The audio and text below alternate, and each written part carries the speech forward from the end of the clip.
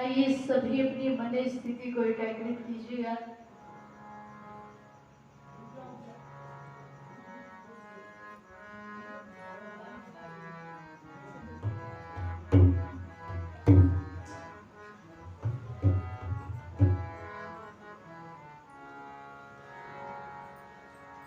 यो भूतं च भव्यं च सर्वं यश्चाधितिष्ठति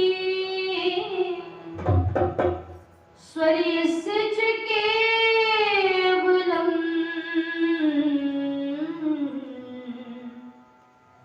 तस्मै ज्येष्ठाय ब्रह्मणे नमः। मनुष्य था मगर देवता बन के आया, वो ऋषि कौम का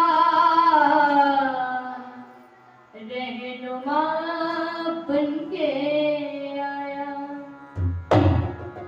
मिटाए कौम के सभी दर्द उसने,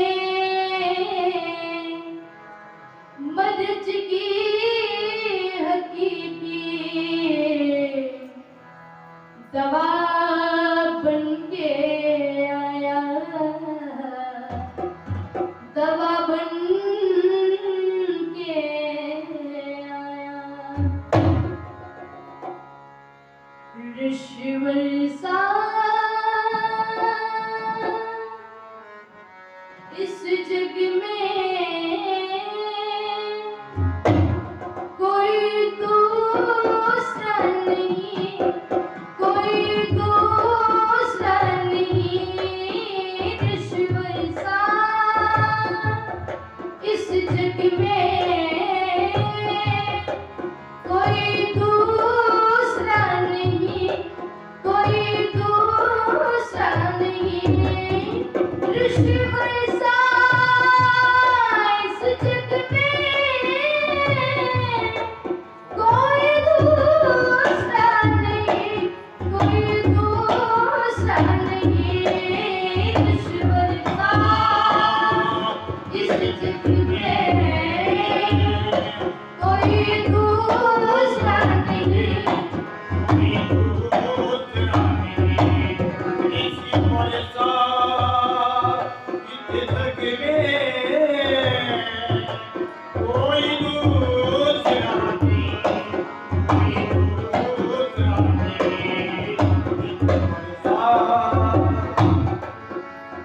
निकले शिव की तलाश में घर बार छोड़कर, निकले शिव की तलाश में घर बार छोड़कर,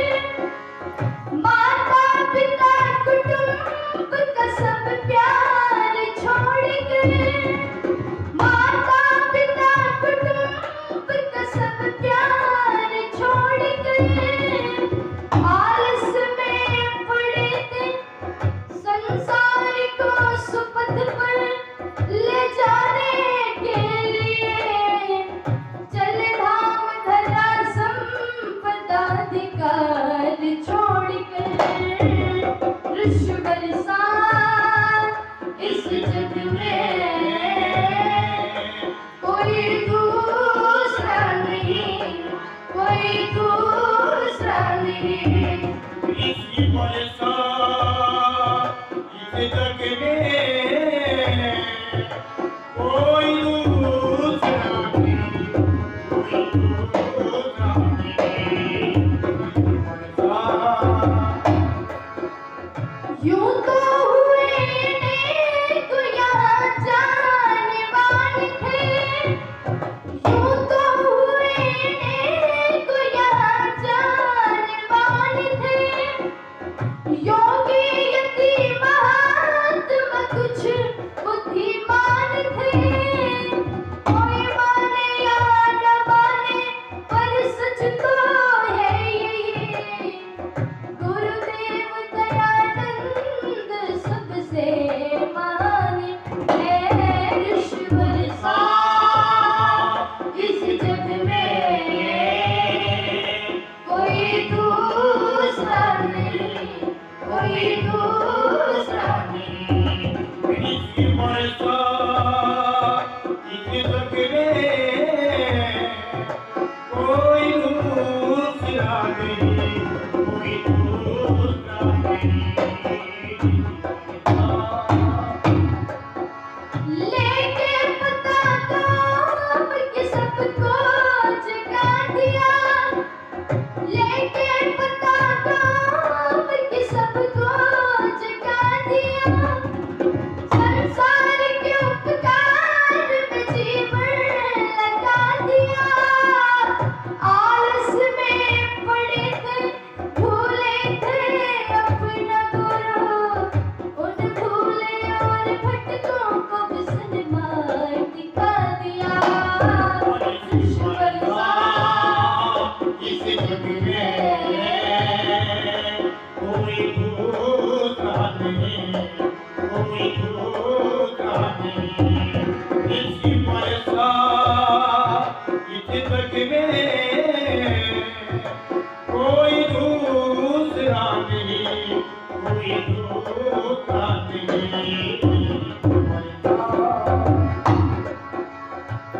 सच्चाई से उसने पैर कभी भी हटाया नहीं, सच्चाई से उसने पैर कभी भी हटाया नहीं। सच्चाई का ऐसा रास्ता किसी ने बताया नहीं। जीवन में सहे अपमान भी, कई बार किया दुश्मन भी, मधुर देश हित अंत में वो दे गया अपनी जान भी। ऋष बरसात इस जग में कोई दूसरा नहीं, कोई दूसरा नहीं। ऋष बरसात इस जग में कोई दूसरा नहीं, कोई दूसरा नहीं, कोई दूसरा नहीं, कोई दूसरा नहीं, कोई दूसरा नहीं, कोई दूसरा नहीं।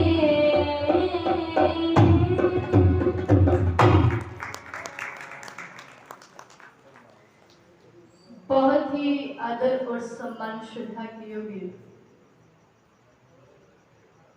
हम सबके लिए आदरणीय हैं, पूजनीय हैं, वंदनीय हैं, और मेरे साथ जिनका अभिन्न स्नेह रहता है, क्योंकि मैं भी बड़ा सम्मान इनका करती हूँ। बड़ी ही सरलता और सौम्यता की प्रतिमूर्ति श्रद्धेय आचार्य प्रोफेसर ओम कुमार जी, जो मुझे एक बेटी की तरह से व्यवहारिक रूप में मुझसे व्यवहार करते हैं। आर्य जगत की बहुत उच्च कोटि की विदुषी, जिनसे पहली बार मिलने का अवसर मुझे प्राप्त हुआ है, बड़ी ही सरलता और सौम्यता की प्रतिमूर्ति हैं। आदरणीय श्रद्धाचार्य आर्याशा दर्शनाचार्य जी, अपनी आर्य समाज के यशस्वी प्रधान जी, मंत्री जी, कोषाध्यक्ष जी, मेरे जीवन के प्रेरणा स्रोत जो एक परछाई की तरह से मेरे साथ में रहते हैं, श्रद्धेय मेरे पिता जगदीश जी, सामने बैठे हुए पीत वस्त्रों से सुसज्जित, अग्नि वस्त्रों से सुसज्जित सभी महात्मा जन, सामने बैठे हुए धर्म प्रेमी सज्जनों, पूजा और वंदना के योग्य पवित्र मातृशक्ति, आइए जो निर्धारित सा समय मुझे मिला है उसके अंतर्गत रहते हुए कुछ चर्चाओं को आप लोगों के मध्य में रखने का प्रयास करूंगी, इसी आशा और विश्वास के साथ में कि आप लोग बड़े ध्यान से और श्रद्धा से सुनेंगे, सुनते हैं आप लोग। एक बहुत बड़ी विडंबना हमारे सामने है और ये भविष्य के लिए बहुत हानिकारक हो सकती है, ऐसा मेरा भी चिंतन है और ऐसा विद्वानों का भी चिंतन है। हमें मोटी मोटी फीसें देकर के पढ़ाया जाता है, आप लोग विद्यालय में पढ़ते हैं, मैं भी पढ़ चुकी हूँ। हमें मोटी मोटी फीसें देकर के हिस्ट्री के नाम पर, इतिहास के नाम पर क्या पढ़ाया जाता है? अकबर महान था, बाबर महान था, औरंगजेब महान था, ये सब बातें हमें बताई जाती हैं। हमें मोटी मोटी फीसें देकर के ये तो बताया जाता है कि अकबर महान था, लेकिन हमें ये नहीं बताया जाता कि महाराणा प्रताप कौन थे। हमें ये नहीं बताया जाता कि भगत सिंह कौन थे। हमें ये नहीं बताया जाता कि राजगुरु सुखदेव कौन थे। हमें ये नहीं बताया जाता कि चंद्रशेखर आजाद कौन थे। हमें पता है, लोग कहते हैं कि अकबर महान था। अगर इनसे पूछने वाला हो कोई तो महाराणा प्रताप कौन थे? अगर अकबर महान था तो महाराणा प्रताप कौन थे? अगर कोई कहे कि वो भी महान थे तो यहाँ तक संतुष्ट मत रह जाना, यहाँ तक संतुष्ट मत रह जाना, बल्कि प्रति उत्तर करना कि अगर अकबर भी महान थे और महाराणा प्रताप भी महान थे तो दोनों के बीच लड़ाई क्यों हुई, युद्ध क्यों हुआ, ये बताओ। क्योंकि दो महान लोगों के बीच में तो झगड़ा हो नहीं सकता है ना। अभी षड्यंत्र हमें देखना है कि कहाँ षड्यंत्र है। वो षड्यंत्र हमें देखना है कि कौन तो बहन बेटी के अस्तित्व को बचाने की बात करता था और कौन बहन बेटियों को वो शब्द में इस्तेमाल नहीं करना चाहती जो बना करके रखता था। कौन मानवता को आजाद कराने के लिए आया था और कौन मानवता को गुलाम बनाने के लिए आया था। ये फर्क हमें देखना, ये गड़बड़ हमें देखनी है। ये गड़बड़ हमें देखनी है कि कौन गौ माता को बचाने के लिए आया था, उसका सम्मान, उसकी पूजा करने के लिए आया था और कौन गायों को काटने के लिए आया था। ये हमें विचार करना है और जिस दिन ये विचार कर लेंगे तो हमारे इतिहास के अंदर जो षड्यंत्र रचा जा रहा है, हमारे भविष्य के साथ में जो खिलवाड़ किया जा रहा है, हमारे पूर्वजों का, महापुरुषों का जो अपमान किया जा रहा है, उससे हम कहीं ना कहीं बच सकते हैं। और भारत का ये जो डामाडोल हो रहा है, भारत की कश्ती जो मज़ार में लहरों के साथ में बही जा रही है, इसको हम बचा सकते हैं। और कभी पढ़ करके देखिएगा, कभी पढ़ करके देखिएगा वो महाराणा प्रताप जिन्होंने अपने स्वाभिमान को बचाने के लिए, वो महाराणा प्रताप जिन्होंने अपनी जन्मभूमि को बचाने के लिए अपने जीवन के अंदर अपने तन पर इतनी यातनाएं सही, वो महाराणा प्रताप जो सोने और चांदी के बर्तनों में भोजन कर सकते थे, लेकिन अपने स्वाभिमान की रक्षा करने के लिए, अपनी जन्मभूमि की रक्षा करने के लिए हल्दी घाटी की शिलाओं पर सोना स्वीकार किया, लेकिन झुकना स्वीकार नहीं किया। और आया था राणा प्रताप को समझाने के लिए मानसिंह के, राणा एक बार जाकर के अकबर के सामने गर्दन झुका दे, तुझे कुछ बोलना नहीं है मुझसे, एक बार जाकर के ऐसे कर दे संपत्ति पर हाथ रखेगा, अकबर तुझे उस संपत्ति का उत्तराधिकारी बनाने के लिए तैयार है, मालिक बनाने के लिए तैयार है। बस एक बार जाकर के गर्दन झुका दे राणा, एक बार जाकर के गर्दन झुका दे, अकबर तुझे अपनी बराबर में बैठाने के लिए तैयार है। अच्छा, एक बार सोचते महाराणा प्रताप की क्या जाता है, एक बार जाकर के ऐसे ही तो करना है, कोई बड़ी बात है। लेकिन नहीं, वो जानते थे कि जननी जन्मभूमिश्च स्वर्गादपि गरीयसी, जननी और जन्मभूमि स्वर्ग से भी बढ़कर के होती हैं, और उनके अस्तित्व को बचाने के लिए, अपने स्वाभिमान को बचाने के लिए राणा अपनी गर्दन को कटवा तो सकता है, लेकिन झुका नहीं सकता। और एक बात कह दी मान सिंह से, अरे ओ मान सिंह, अरे ओ मान सिंह, शुक्र मना, शुक्र अदा कर तुम्हारे उस अकबर का और तुम्हारे उस मौला का जिसका तू बन करके आया है, तू कि आज मेरे सामने तू खड़ा है, तो मेरा भाई होकर के ये बात कर रहा है, शर्म नहीं आती? शुक्र मना, सामने मेरे तू खड़ा है। अगर आज तेरी जगह कोई और होता ना, तो राणा का भला होता और उसकी गर्दन होती चला जाए यहाँ से, और एक बात सुनता जाए क्या?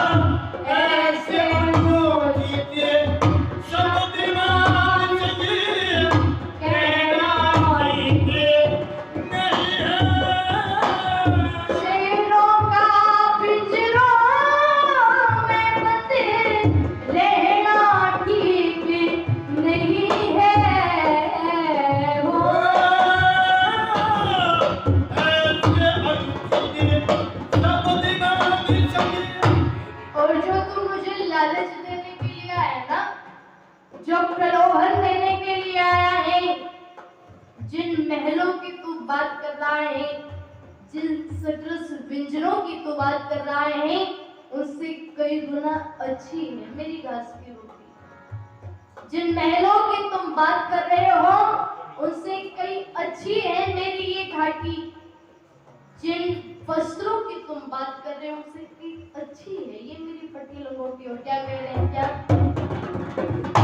अकबर के उन महलों से मेरी विपत कसौटी अच्छी है। अकबर की उन पोशाकों से फटी लंगोटी अच्छी है। अकबर की उन मेवा से मेरी घास की रोटी अच्छी है। अकबर के उन महलों से मेरी वन की कोठी अच्छी है। अकबर के उन महलों से मेरी वन की कोठी अच्छी है। ओ तन को सुख हो जो तन को सुख ना देता कहना ठीक नहीं है।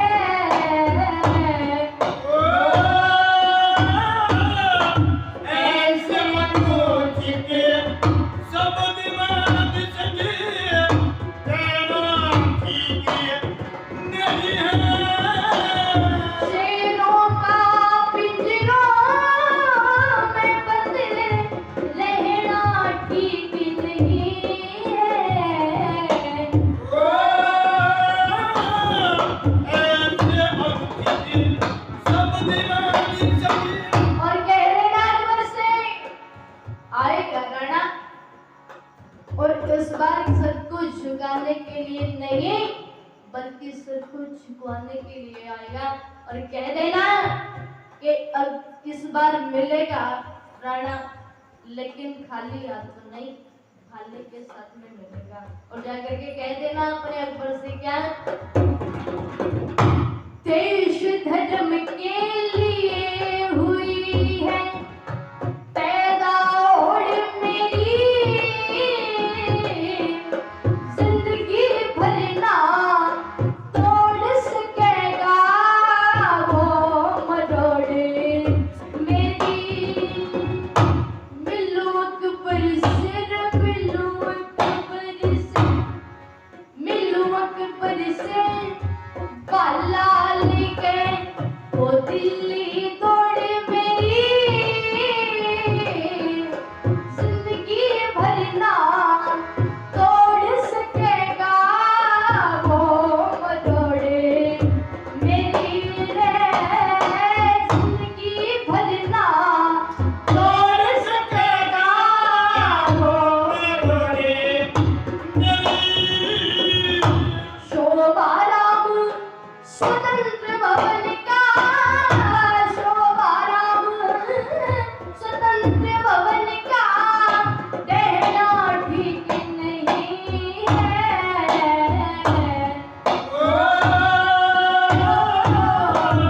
ऐसे अनमोल सब दिमाग सके कहना ठीक नहीं है। शेरों का पिंजरों में बंद रहना ठीक नहीं है। ओ ऐसे अनुज शब्द मानस।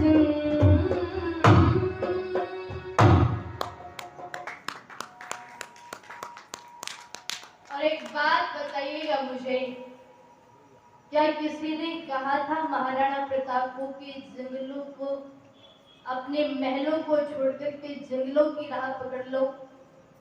वो महाराणा प्रताप जो सोने और चांदी के बर्तनों में भोजन कर सकते थे, लेकिन जब देशभक्ति का रंग चढ़ता है, जब राष्ट्रभक्ति का रंग चढ़ता है, तो व्यक्ति कुछ न कुछ कर गुजरता है और दुनिया के अंदर उसका नाम रहता है। किसी ने कहा नहीं था कि जंगलों की राह पकड़ लो, लेकिन जब अपने इतिहास को पढ़ा होगा, अपने इतिहास को पढ़ा होगा कि और उनके पिता उदय सिंह ने अपने आप को बचाने के लिए और माता करमवती ने अपने बेटे को बचाने के लिए और पन्ना धाय ने किसी के दिए गए वचनों को बचाने के लिए क्या कुछ कर दिया था, तो दिमाग पलट गया होगा। एक बार की घटना है, राणा सांगा को बाबर ने युद्ध भूमि में धोखे से मार दिया सज्जनों। और आज हमें इतिहास में ये पढ़ाया जाता है कि बाबर ने अपने जीवन के अंदर 4 लड़ाइयां लड़ी और चारों में विजय हासिल की, लेकिन हमें ये नहीं बताया जाता कि कैसे राणा सांगा को उसने धोखे से मार दिया था। और इतिहास में क्या कहा जाता है कि कोई भटकता हुआ तीर आया और राणा सांगा की आंख में घुस गया। हमें ये पढ़ाया जाता है, लेकिन उस षड्यंत्र से हमें अवगत नहीं कराया जाता। खैर, मैं उस तरफ नहीं जाना चाहती। राणा सांगा को युद्ध भूमि में मार दिया गया सज्जनों, और माता करमवती अपने बेटे उदय सिंह को गोदी में लेकर के निहार रही है, प्यार कर रही है, दुलार कर रही है, और मन में एक विचार कर रही है माताओं कि ये मेरा बेटा अब अनाथ हो चुका है और मेरा भी स्वास्थ्य ठीक नहीं चल रहा है, क्या पता कब जीवन का दीपक बुझ जाए और ये सिसोदिया वंश का आखिरी चिराग जो मेरी गोद में है, इसको संरक्षण देने वाला कौन होगा। ये बात विचार रही है,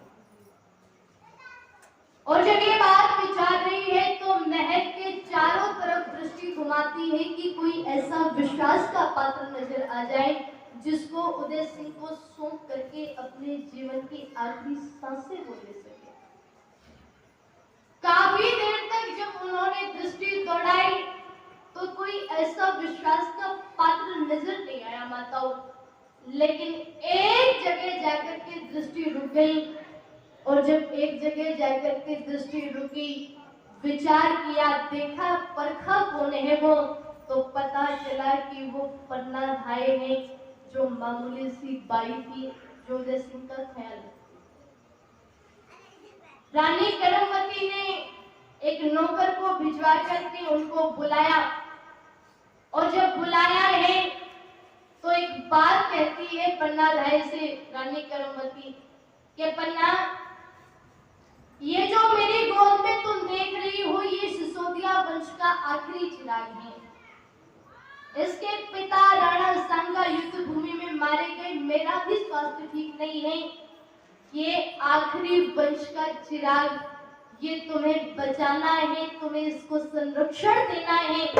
तुम्हारे पास में तुम्हारा बेटा है जिसका नाम है चंदन सिंह, और मैं ये अपना बेटा तुम्हें सौंप करके जा रही हूँ। मैं आज से तुम्हें एक नहीं बल्कि 2-2 बेटों की माँ होने का सौभाग्य देकर के जा रही हूँ।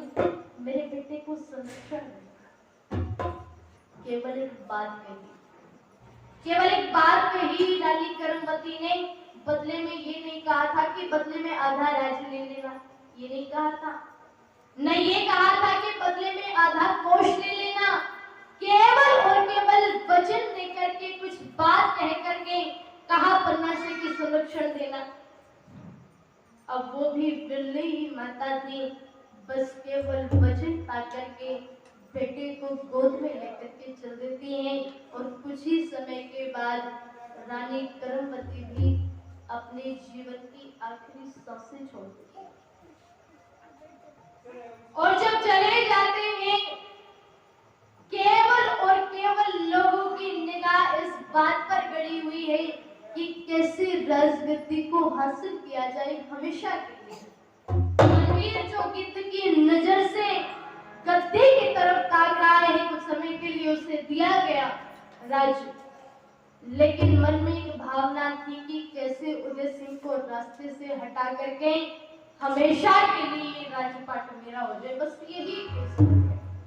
और यही योजनाएं बनाते बनाते उसने बहुत विशाल कार्यक्रम का आयोजन रखा, और जब कार्यक्रम का आयोजन रखा उस बहाने से उदय सिंह को मारने की योजनाएं बना ली माताओं। और जब योजनाएं बना ली, पता चला कि पन्ना धाय को कि रात दिन ऐसी योजनाएं चल रही है, कोई ऐसी भनक लगी, तो उसी दिन पन्ना धाय ने उदय सिंह के वस्त्र उतार करके अपने बेटे चंदन को पहना दिए और चंदन के वस्त्र उतार करके उदय सिंह को पहना दिए और जिस पल्ले में उदय सिंह सोता था उस पल्ले में अपने बेटे चंदन सिंह को सुला